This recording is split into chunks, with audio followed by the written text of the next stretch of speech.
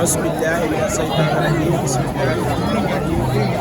ginnaaw ba ñu sant Yàlla julli ci Yonent bi sallallahu alayhi wa sallam yéen a ngi ànd ak seen Ndoyeen TV di leen ñaan ngeen dem abonné soo demee si YouTube bi nga dem ci barre de recherche nga bind Ndoyeen TV di ngeen gis lépp loo xamante ni mooy màggalu Serigne Fallou Kazu Rajab bi ñu nekk di ñaanal képp ko amoon yéene ñëw ak koo xamante ni ñëw li mu bëgg fa mu nekk moo xam yàlla na ko suñu borom bi subhanahu wa taala defal waaw di leen soññiwaat di leen wax yéen ñëpp ngeen gën a abonné ci chaîne bi pour mën a jàppale yokk ñu doole seen bi gën a dem ci kanam di leen nuyu ko ziar di leen ñaanal jàmm te di ko sàkk ci yéen waaw di leen nuyu bu baax li nga xamante ni mooy màggal bi moom lañ leen bëgg a toppal muy màggalu Kazu Rajab Serigne Fallou Mbacké di toppoog la 27 premier mois 2025 jërë ngeen jëf topp leen Ndoyeen TV bi mu won leen lépp ci بحمد وشكر إلى ولي المؤمنين والزبور وجاءت كل بحمد وشكر إلى ولي المؤمنين والزبور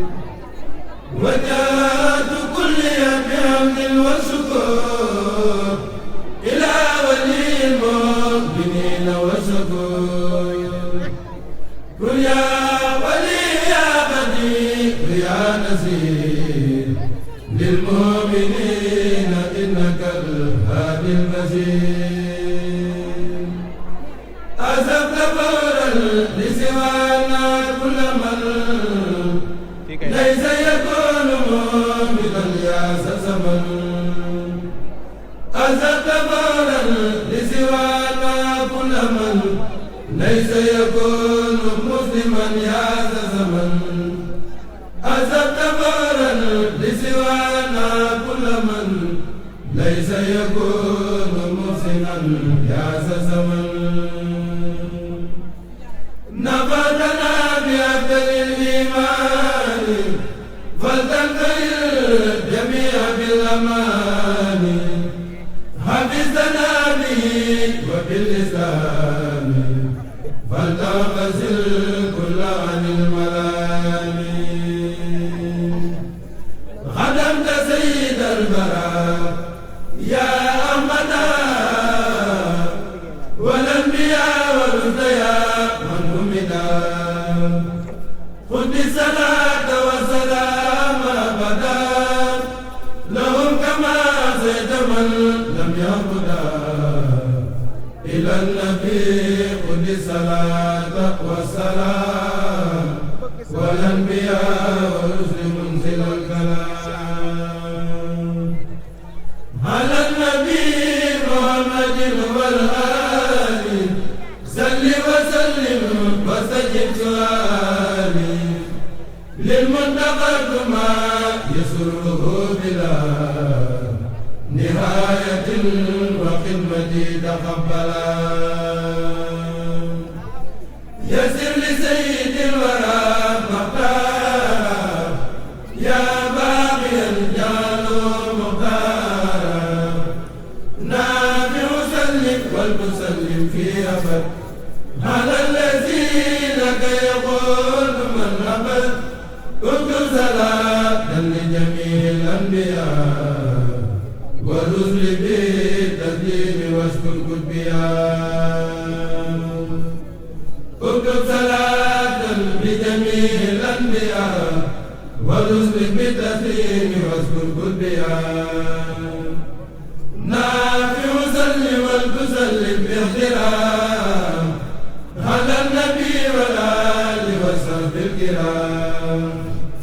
صلاة سرعة العظيم سمدي على النبي وآله والحمدي رد مكائد الإله إلى الإله يا من أباني بموجد العلا أوصل لكل مسلم ومسلمة مسألة يا من كفاني سلما لكل مؤمن وكل مؤمن سوي المدمنا مدى لكل محسن ومحسنا على بسارات تراب مستحسنا وجيل أمة رسول الله عليه خير صلوات الله مدد من مجيد يقول كن يكن يا من يكون منا لم تكن ناديتك اليوم بحمد وشكر في المؤمنين يا ولي يا شكور يقول لي كن فيكون هادي منك بلا يمل ولا تهادي نفيت إبليس لخيري أبدا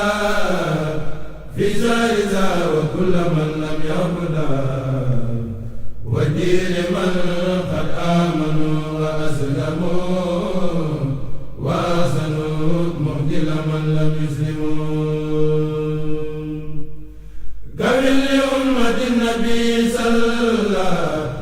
عليه بتسليم رب جل إجابة